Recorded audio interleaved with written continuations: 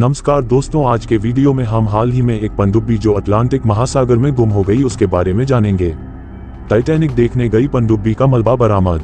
Titanic का मलबा दिखाने वाली कंपनी ओशनगेट ने कहा है कि हमने टाइटन पनडुब्बी के चालक दल से 5 सदस्य दुखद रूप से खो गए हैं। इस हादसे में कंपनी के संस्थापक और सीईओ स्टॉकटन रश की भी मौत हो गई है। इस पनडुब्बी पर पाकिस्तानी अरबपति शहजादा दाऊद अपने बेटे सुलेमान दाऊद के साथ सवार थे।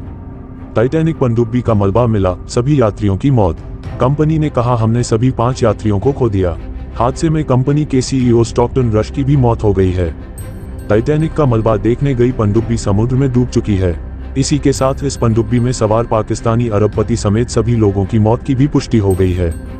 हालांकि इनमें से किसी का शव बरामद नहीं किया जा सका है।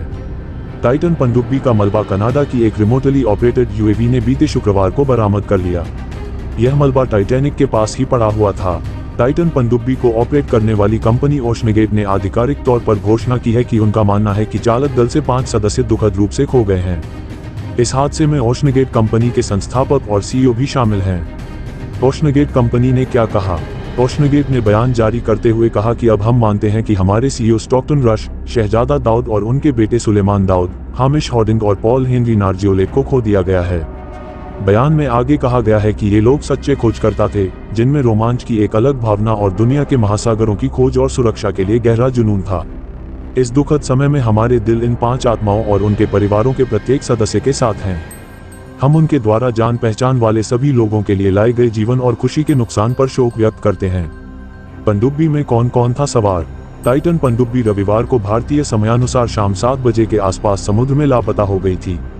इस पनडुब्बी में पाकिस्तानी अरबपति शहजादा दाऊद, उनके बेटे Suleman Dawood, Hamish Harding, Paul Henry Nargeolet और ओशनगेट के सीईओ स्टॉकटन रश सवार थे। इनसे संपर्क टूटने के बाद से ही उत्तरी अटलांटिक महासागर के 300 मील के दायरे में खोज अभियान चलाया जा रहा था। इसमें अमेरिकी और कनाडा की नौसेना के अलावा कई प्राइवेट एजेंसियां भी शामिल थीं। इस पनडुब्बी में 96 घंटे का ऑक्सीजन होने का दावा किया जा रहा था। हालांकि विशेषज्ञों को इस दावे पर शुरू से ही शक था। कैसे डूबी टाइटन पनडुब्बी?